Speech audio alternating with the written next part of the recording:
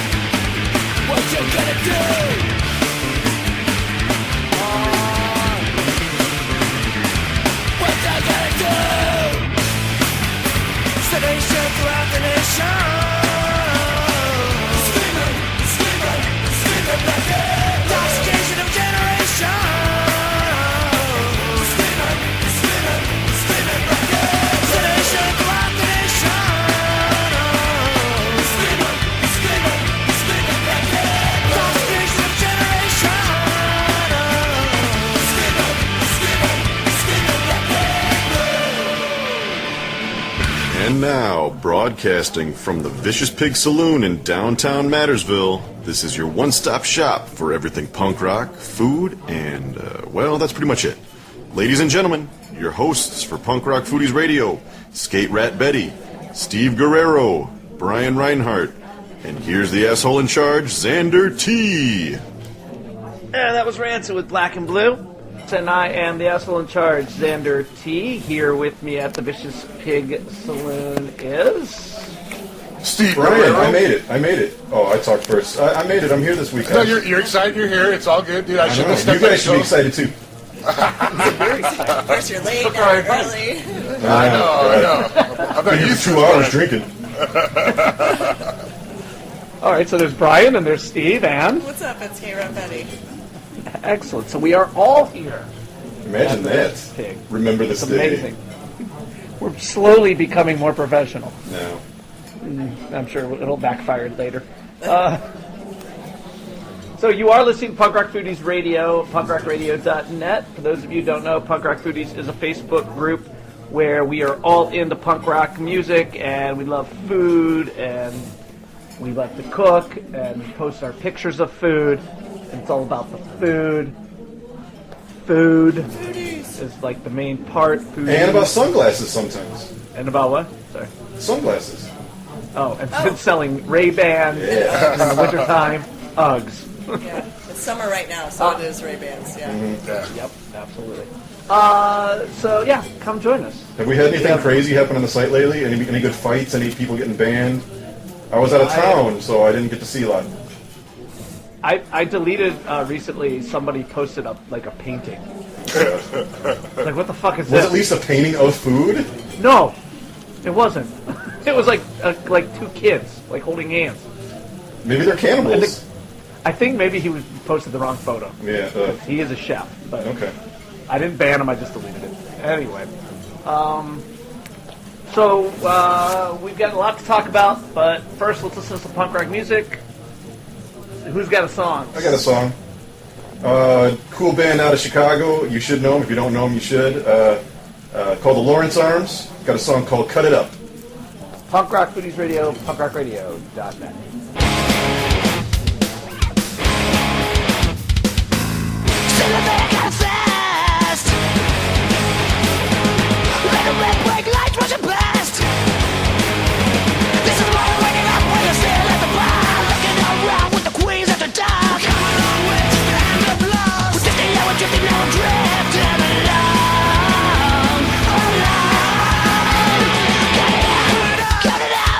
Till the pain goes away, till the pain goes away. Cut it up, cut it up, cut it up.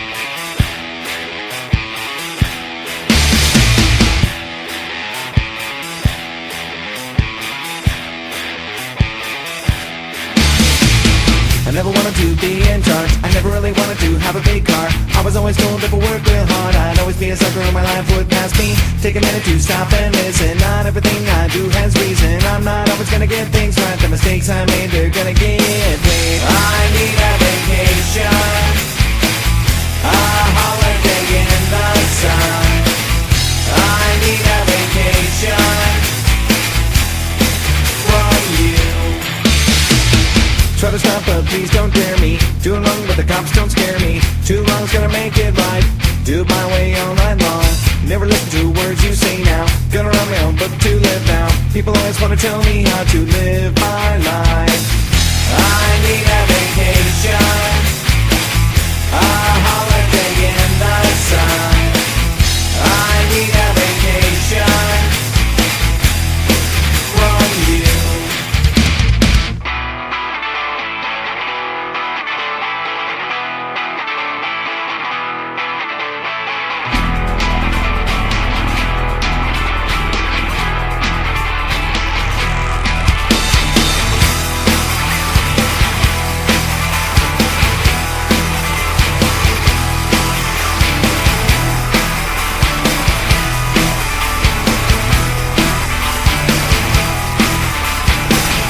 Stop, but please don't dare me. Doing wrong, but the cops don't scare me. Two wrongs gonna make it right. My way all night long. Trying to stop, but please don't dare me. Doing wrong, but the cops don't scare me. Two wrongs gonna make it right. Do my way all night long. Never listen to words you say now. Gotta write my own book to live now. People always wanna tell me how to live my life. I need a vacation, a holiday in the sun. I need a vacation, a holiday in the sun. I need a vacation, a holiday in the sun. I need a vacation from you.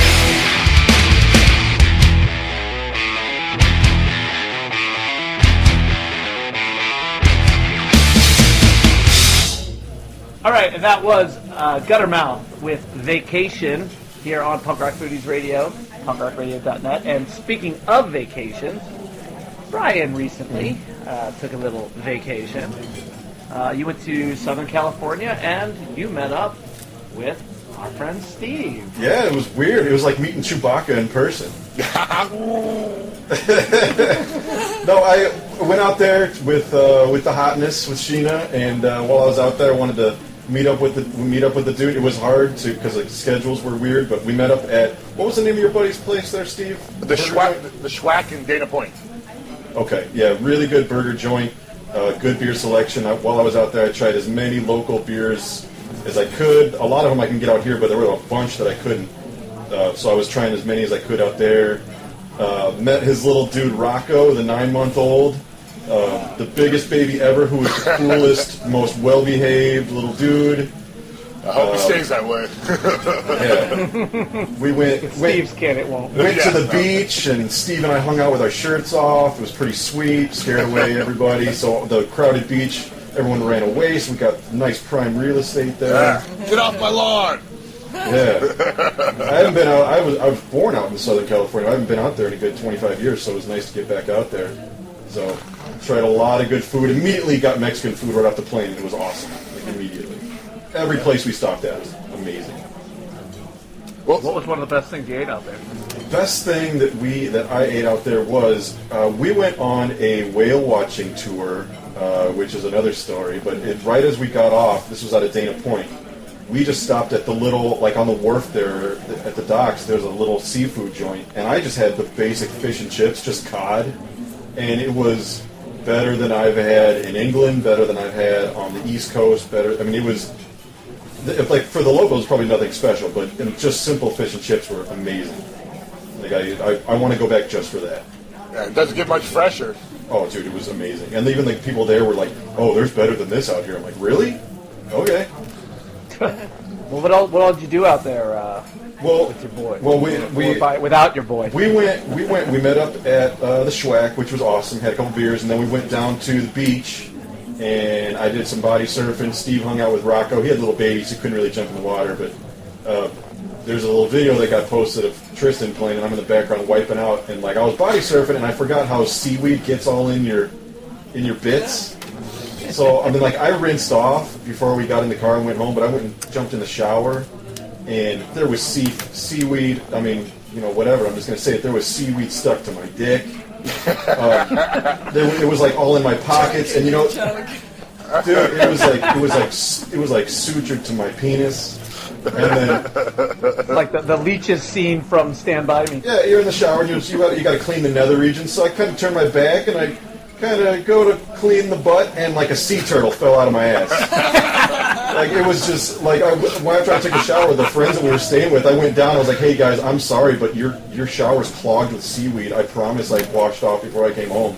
But it was just all in my bits. So we had a good time. Went on a whale watching tour. Steve and the family were trying to come, but they didn't really make reservations. I didn't really make it clear to them what we were doing, so it's not necessarily their fault. Yeah, we got there right when the boat pulled out, but the guy told us right when we got there anyway, he's like, "Oh, you didn't have reservations. It was sold out anyway." So, yeah, miscommunication. You should let Sheena and Miriam talk about it, and we would have been figured out, Yeah, Steve and I, we have no idea what we're talking about. We have no idea what we're doing. We should have let the ladies talk about it. But when we were out there, we got tried some good Ballast Point beers and saw some dolphins and some blue whales. We were not allowed to eat them, sadly, but I mean, it was cool to see them. How'd that hop juice treat you? It was awesome. I got really Brian a double IPA from Left Coast Brewing from down here, and I wanted to kind of give him a welcome to California gift. And yeah, you liked it? Very sweet, very good. I loved it. Very good. So yeah, and then before I left, I went to the local, like the little, local hippie joint, like Trader Joe's type of thing. I think it's called Alston's or something else. I forget what it's called. Yes, that's the place. It's like a Whole Foods. Okay. But so I went in there, yeah, and I got some good beers. Got a nice AleSmith IPA, which I love. I've had that before, but I wanted to get it out there. Love that beer. Got something from Smog City, the coffee porter, a couple things. So good time, lots of good food, lots of seafood, lots of Mexican food. Tristan kept wanting to go to McDonald's, and we're like, no, we're not here for that. I'm not a big fan of going on vacation though and eating at like Outback. I can eat Outback at home if I want to. I don't want to go to Fridays or Chili's or right. You want to try the local fare? Let's go to Denny's.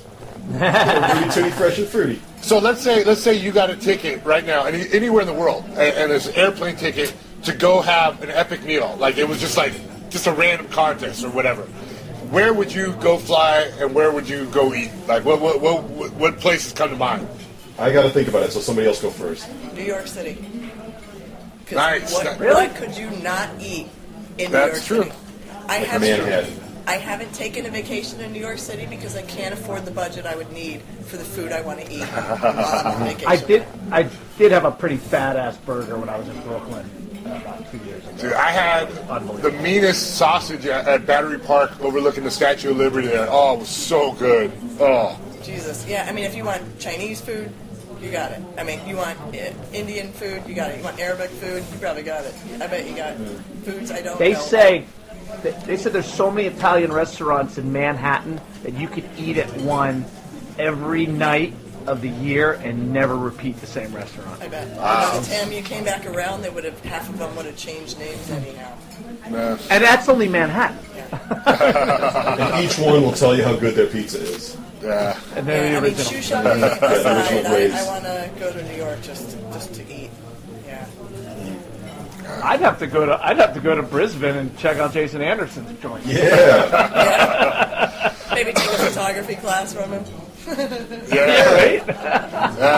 Coincided with the Pennywise show, and that would be a great weekend. Oh, hell yeah. Yeah, his food looks unreal, man.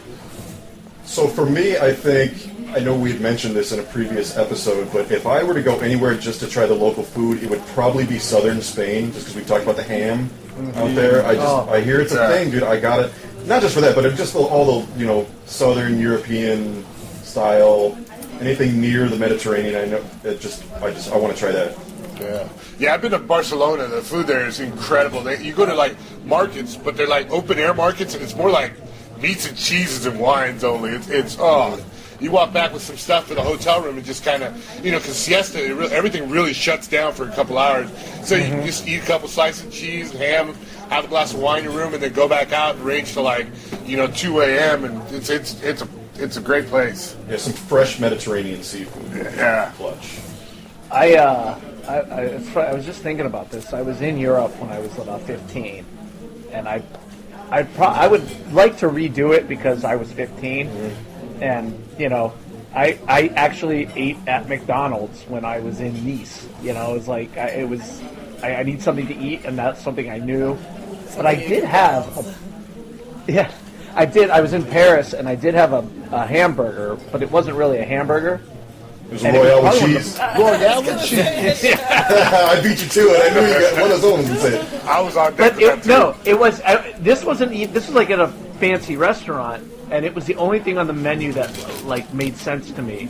I didn't speak French very well, as I still don't speak French very well. So frites is French fries, right? Pommes frites. Yeah. Yep. Pommes frites. But I got the hamburger, and it was just a burger patty. And on top was an egg, and it was I can't remember if it was a fried egg or if it was just like the egg yolk sitting on top, but it was so fucking good. I wanted to order another one. I mean, it wasn't a McDonald's fucking hamburger, but I just do regret like not, I guess, being aware back then when I was younger. Egg yolk is good on a burger. Just the yolk, the uncooked yolk, is really good on any burger. The whole fried egg on a burger still kind of weirds me out, but that's the foods on foods thing. I did split one with a girl once who ordered it before I got there, and I was like, oh, we're sharing? Yeah, get whatever you want. Never thought she'd get a... Yeah, anyways.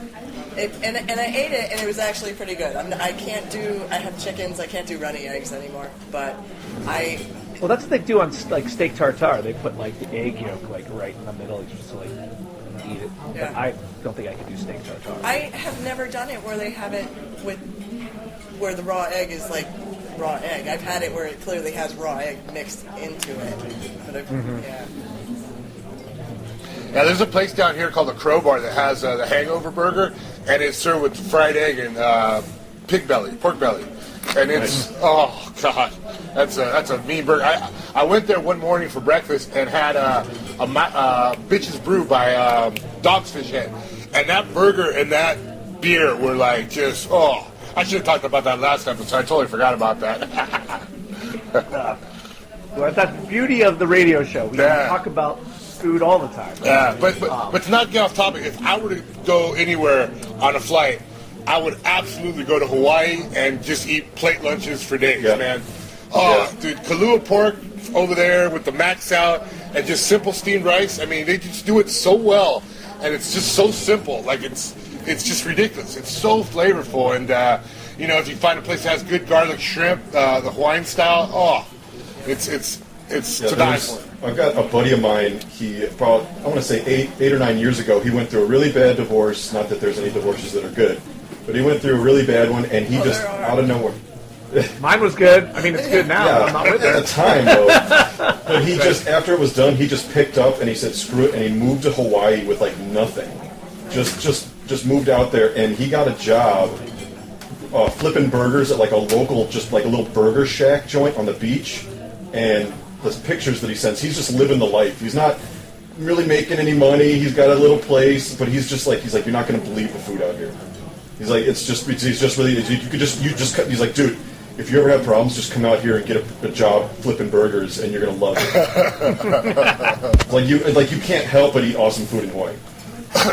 I just saw the Anthony Bourdain No Reservations in Hawaii, like the other day it was on, and yeah, I can't imagine life sucking on the beach. No. Yeah. No. The Man vs. Food, that show Man vs. Food that used to be on the episode in Hawaii was awesome, if you guys ever watched that show. Oh man, now I'm craving a Loco Moco, the burger with the egg on top and gravy. Oh man. Well, and I'm curious, do they really make? Is Hawaiian, like, are Hawaiian sweet rolls a thing in Hawaii? Yeah. Like, what? Maybe not that brand even, but is that style of bread a thing? in Hawaii. You know what? I think so. It's been a while. I haven't been there in like 10 years, but I'd imagine so. They have it around a lot more. Just like every party will have it. Not necessarily that brand, like you said, but there's a lot of homemade, that kind of stuff. We really need to get King's Hawaiian on the phone because we talk about them at least once an episode. Their brand is ridiculous. We should stop mentioning them until they start paying. I'll reach out to them. We need more sponsors besides just Bob's bail bonds. They're not really helping us out much anymore. They're not helping us out yet. It's good to have somebody like that in your back pocket. It's all good.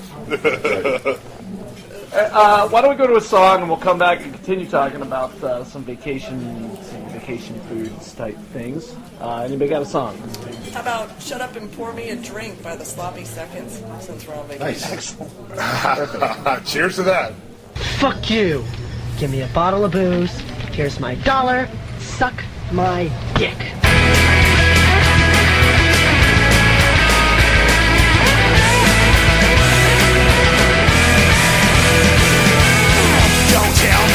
Don't tempt me, I'll drink till the bottle's empty. I'm not in denial, so don't put my life on trial. I never asked for your opinion, I never asked for your advice.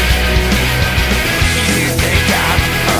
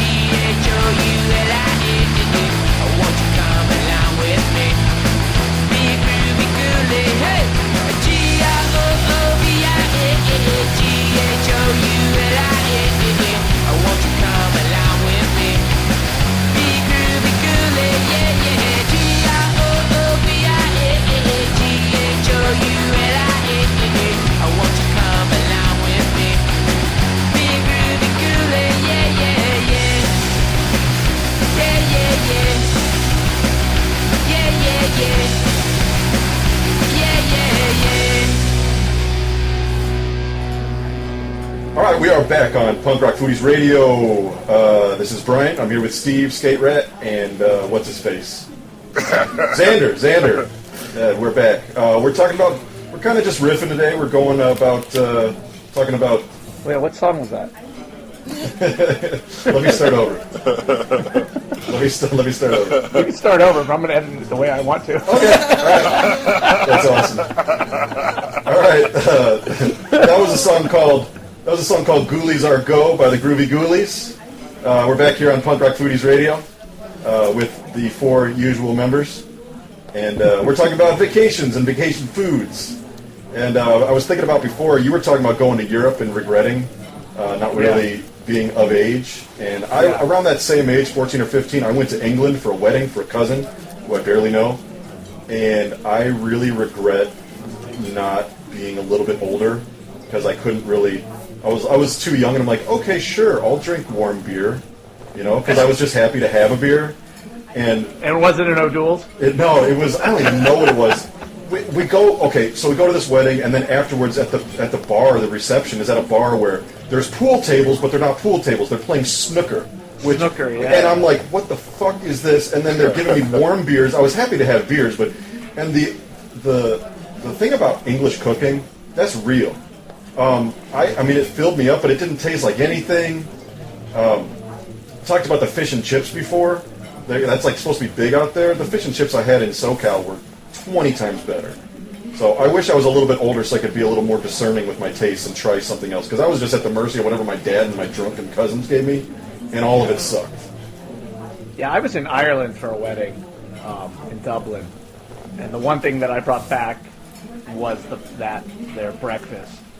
We talked about this before with the fried eggs and the beans and the tomato that's like seared on both sides and the sausage links. Yeah. Mm-hmm. And so I can still do that. I love that breakfast. But I think the beans and the tomato that's the only addition to what my normal breakfast kind of is. But I was definitely older then, and I did want to try different things. But don't they just drink Jameson out there for breakfast? Guinness. Guinness, okay. Guinness breakfast. That's for lunch, you savage. It was nice because my ex-wife, I was married to her at the time. She was pregnant with my oldest, and so every time she had to pee, we would stop into a pub. So when she'd go to the bathroom, I'd get a Guinness, and it was just a nice little walking down the street. Oh, look, you have to pee. Here's a pub. Nice. Go find the bathroom. I'll be at the bar. Nice. I've been to Europe probably 5 or 6 times now. My wife's grandmother lives in Austria, right outside Salzburg. But every time we've gone, we try to visit other countries. And we've made 2 trips to Amsterdam. And the craziest thing, Amsterdam has some of the best Argentina steakhouses I've ever seen, man. It's fucking ridiculous. So we're cruising around there all day, going to smoke shops and coffee shops and having Heinekens. And then for dinner, we would go to these, and they were authentic. I mean, these guys were Argentinians. It's kind of like a cultural, there's a lot of different cultures that live in Amsterdam. And, I mean, you saw the flames, the kitchen just cooking these beautiful, cooked, red pieces of meat. And it was so delicious, man. It was incredible that Amsterdam, I mean, and they had, Argentina meat steakhouses, around every corner. There seemed to be, at least... 10 or 12 or so, and it's a small city. You can pretty much walk the whole thing. It's like a big horseshoe. And man, between that and then one morning we went to see the Anne Frank house, but right outside the Anne Frank house was this place called the Pancake House, and their pancakes are more like crepes, and those were fucking unreal, man. We got a Nutella and banana one, and it was it was. Everybody just came. Yeah, and at that point, that was 10 years ago or so probably, and, Nutella wasn't that big as it is out here, so that was my first exposure to it, and I was just what the fuck is this, man? How can I take some back home? And sure enough we did, and yeah, that was a great trip. You were on the ground floor of the Nutella movement. Nutella's, it's bomb. So Amsterdam is an Argentinian stronghold. I didn't know that. Dude, it's crazy. They have Argentine meat markets. They have a bunch of Chinese places. They had this one floating Chinese restaurant that was by the harbor, kind of, and that place was killer.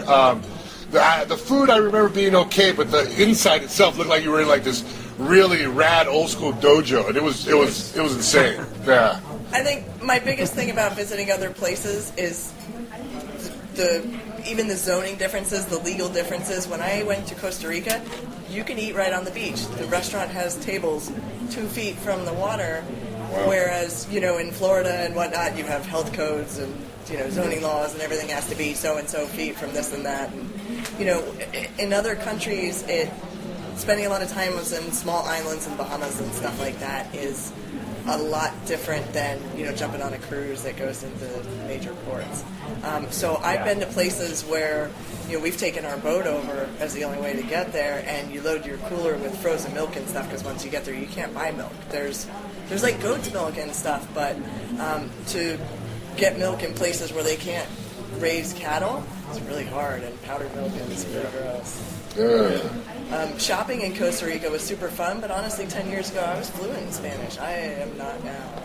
So I would all come back. Yeah, but it was hanging out with Steve long enough. Yeah, seeing all the veggies and stuff in their grocery store versus like what I shop for here, super awesome. Yeah. That's the one thing I like when I watch like Anthony Bourdain, No Reservations, when he goes to like the markets in these other cities and like all the shit that they have there, and it's like if you and I saw it in the store, it'd be like, holy fuck, what is that? And they're like, oh yeah, we eat one of these for breakfast every day. It's like, I would do street so food cool. Anywhere. Like even New York, I would do street food, which is probably so wrong, but I would do street food anywhere. I would. Did you guys ever watch that show, Bizarre Foods? Yeah. A couple of times. I couldn't stand the guy. No. The guy is annoying, but the He place was like he Uncle goes, Fester. it really is Uncle Fester. I guess I thought he was gay, but it turns out his wife is hot.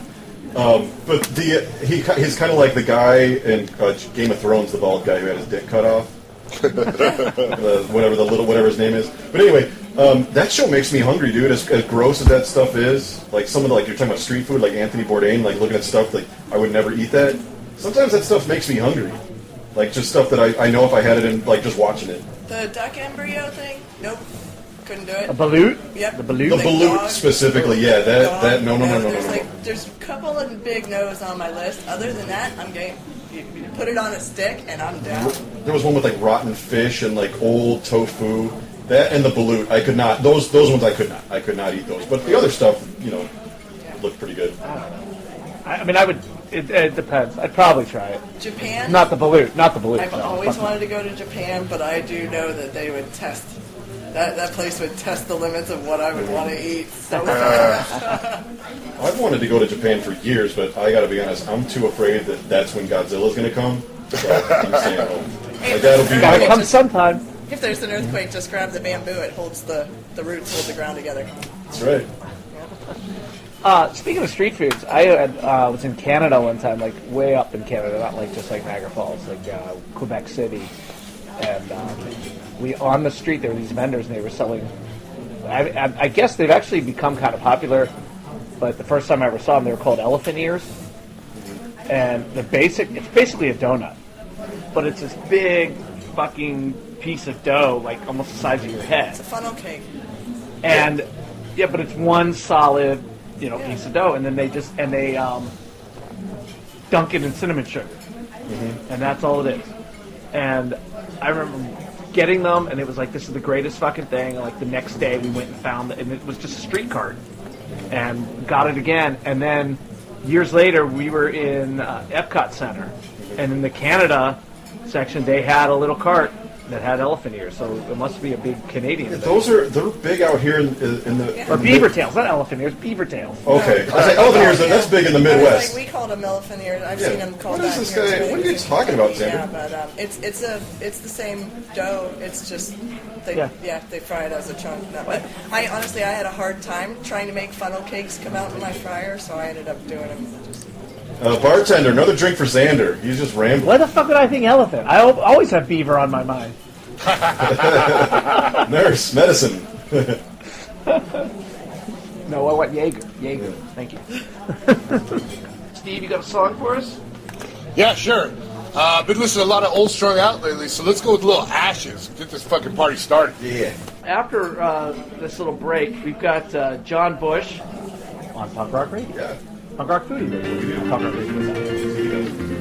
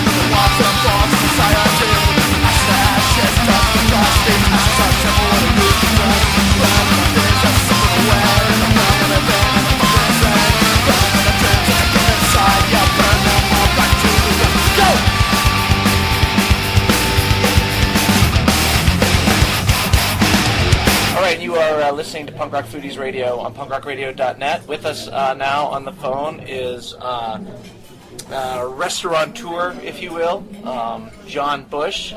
He's from, not originally from Brooklyn, but Brooklyn is where he calls home now. How you doing, John? I'm doing fantastic. Great. So tell us a little bit about yourself. I've read up on you. You're originally from California. And you're originally a barman, and yep. So just go ahead and tell us how you got into the industry, I guess. Well, I kind of ended up in New York on accident. I never really planned or wanted to live in New York, and then when I was on tour with the band, me and my girlfriend broke up on tour. It was go back to San Francisco and sleep on my buddy Max's couch, or stay in New York, which I was in, and sleep on my buddy Ethan's couch. So instead of taking that long drive, I ended up in New York. And this was in the early '90s in New York, which was basically a bartender in those days where it was the best. You just made a lot of cash, and each village at a time was a different place. And I made a lot of money, made a lot of friends, and kind of just fit into New York really well. Yeah. I worked at bars here in New York off and on for 20 years now. Well, I'd say I worked at bartending for 14 years. I opened my own spot about 6 years ago. I can get into the long story about me making the San Francisco Police Department test and getting very close to becoming a police officer, but be on this radio for about an hour. I told that story. That'll be on Punk Rock Police Officers Radio. Yeah, exactly. But there was a highlight of that story with the Fat Mike effect. Loaned me a bunch of money to open my first restaurant bar, basically so I did become a police officer.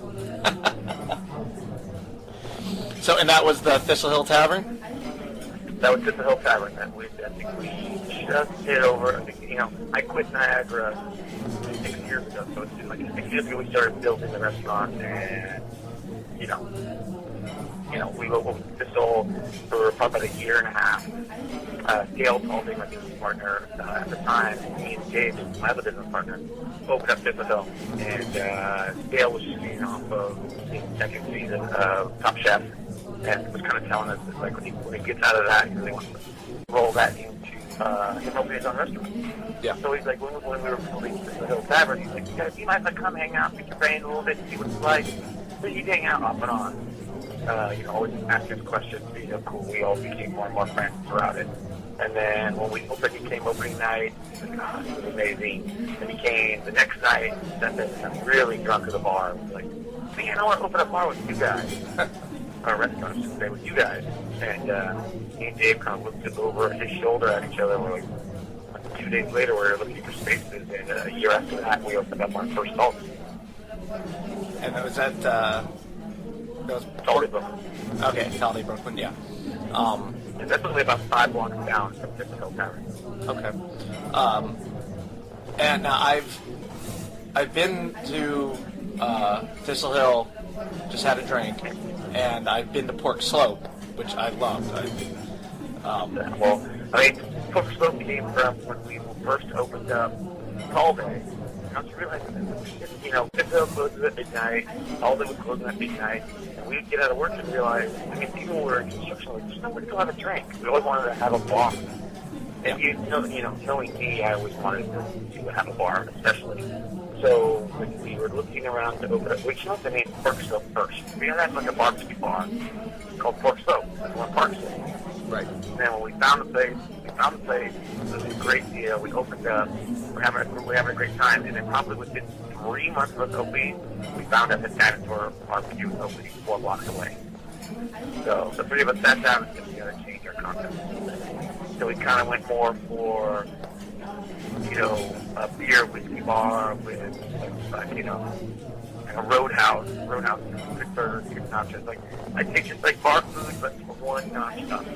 Just a little bit better than your, big bar that, they all look the same. They all have the same food. It's all cheap. They all wanted to do something that's like food he craves. Yeah, and I think that's a perfect description. I mean, it was. I was there a couple years ago, and I had the chicken and waffle sliders. Really good. Oh my god, that's got to be like one of the top sellers. Those were so good. I was craving them, and my girlfriend took me to IHOP, and I ordered waffles, chicken fingers, and a side of bacon, and like built them myself at the table. But and the whiskey selection there is unbelievable. Yeah, that's what I really wanted to go, like real whiskey and heavy, real whiskey heavy. There we have probably 4 or 5 bucks for the tequila for the gin, and then probably 300 bottles of whiskey, and probably 45 different beers. It is a really cool place. I liked the 50-cent burger, and all me and Dale did was we were chasing burgers over and over and over. And finally, I go, dude, just recreate the McDonald's hamburger. And it did, with real meat, and it was incredible. Yeah, I'm gonna have to. Still incredible. I'm gonna have to get back up there. I have a friend that lives in Brooklyn, so. You got my number, so you can me up. Absolutely.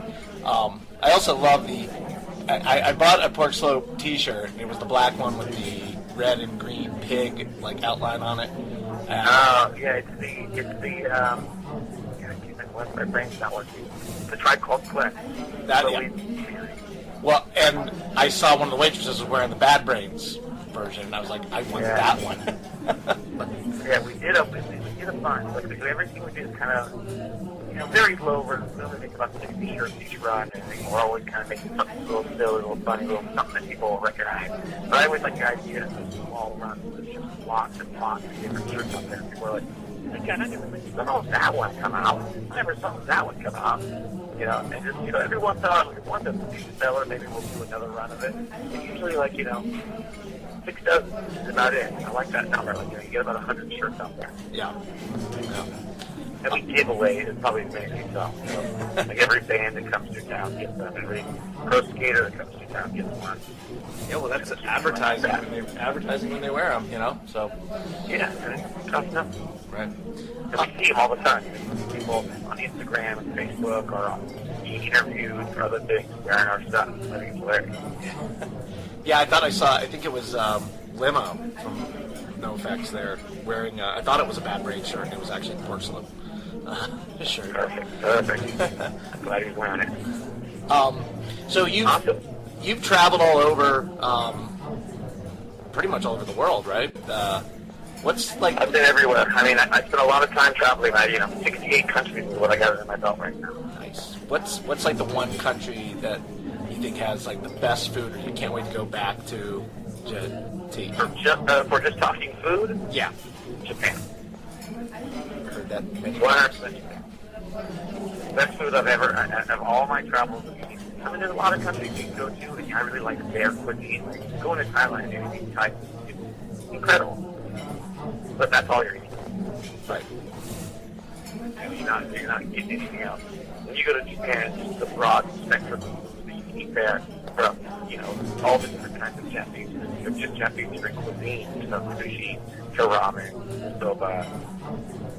It's just so. You get incredible French food there. You get some crazy food there. But Japan's definitely by far my number one favorite place to eat. I interviewed Spike Slauson, and he had said that the food in Japan is like soul food in America. It's incredible. I mean, and it's funny, me and Spike have been to Japan together a few times. We were there last year together, and me and him and his wife, my wife, found the best soba lunch spot. Like, it's like just the heart of Kyoto. And it's just like, I haven't forgotten that meal since. Like, ever since then, like, soba's at that bar now. It's not that good. It's not that good soba. I've never found anything that's been that good. Well, I guess I gotta get to I'm also a bit of a crazy ramen head. My partners think it's funny that I'll eat ramen today. Like, 90 degree, expect humidity. I'll go eat a hot bowl of food and take psyched. Well, I guess I gotta get to Japan. So we were talking before we came on. You have a restaurant now opening up in Miami soon. Talde, Miami. I do. Well, I just opened. We opened another Talde in Jersey City, New Jersey. Okay. That I'm on my way to right now. And with that, and then next to we have an Italian concept also called Carino Traditions. It's like Dale's Italian food. It's just, believe it or not, it's incredible. He makes some great pasta. But we have a Talde there, and then in November 1st, we're opening up Talde Miami Beach, at the new Thompson Hotel at 40th and Collins. And it's going to be, all the hits from Talde with a little bit more edge towards seafood there, a little bit more edge towards a little bit healthier there, a little bit more romata, a little bit bigger of a kitchen so we can do a little bit more stuff. Like a little bit more play with like Southern Florida, Caribbean type spices. Exactly. Dale always says he cooks his food with whatever local ingredients he can find. And, one thing I'll say about Dale Talde is that man can cook. Yeah, well, two seasons of Top Chef, right? He was on All-Stars. Yeah, he was Top Chef. He was on, Top Chef and All-Stars. And he did Chopped, and he's done every major cooking show there is. Yeah, well, I've enjoyed the meals, the food that I've eaten at your restaurants, the couple that I've been to. Thank you very much. And I look forward to getting back to Brooklyn and trying out some more. Just let me know. Next time you're in the neighborhood, make sure you let me know. I will. I do have one more question, which when I first heard the NoFX song that we're about to hear, all my friends in New York, how big is your apartment? Well, back when in those days, no joke, I lived in a 6x8 room. Wow. That's like a prison cell. Yeah. Yeah, but, back in those days, I was, like, in my 20s, and it was like, that was just, like, my cell where I went and slept. Like, there was just, when I was young and wilding out in New York City, I only was home to sleep. Right. Like, I was out. I'd wake up, take a shower, and go out. Come home, take a shower, go back out. And then I'd sleep. And that was it. Like, I worked a lot, hung out a lot, had a lot of friends. then, you know, I was young and just so hyped on the city. So the idea of, like, staying home and not being out in it was just not a reality. Right. So it was, you know, it was a little easier to you know, to live in an apartment like that when you're single in your 20s is wild. Not like, you know, now that I'm 45, married with a dog. Yeah. All right. Well, John, thank you very much for your time. No problem. No problem. Like I say, when you're in Brooklyn, check out his restaurants there in the Park Slope area. They're all within walking distance of each other. They are. Yeah. And up next here on Punk Rock Foodies Radio is No Effects with all my friends in New York.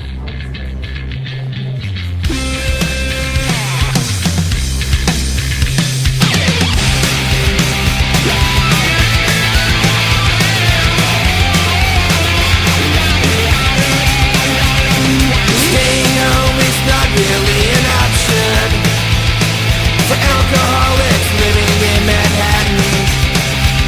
Have you seen the size of John Bush's apartment? It's a bit smaller than a glove compartment. For all my friends in New York,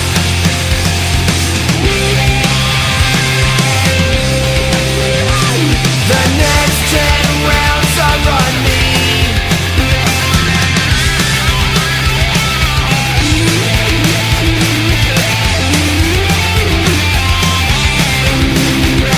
New Yorkers have the most familiar faces, and they do their drugs in the most public places. Every weekend old friend shows up surprised and wants my friends to stay up for the sunrise. Hello, Max, Johnny, John Omar.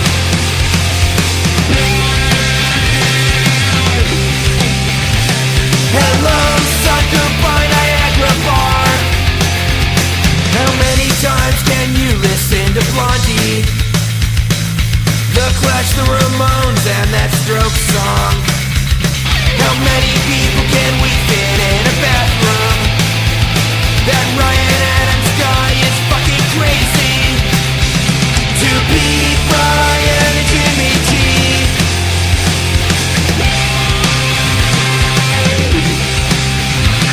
The next 10 lines are on me.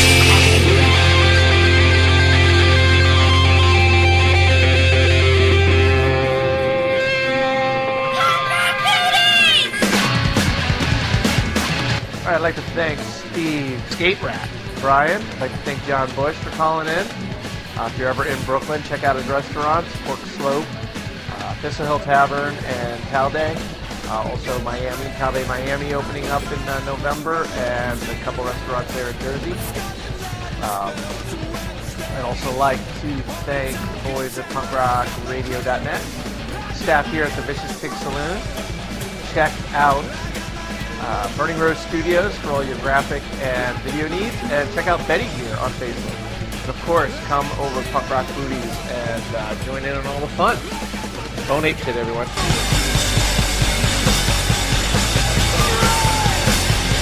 Like a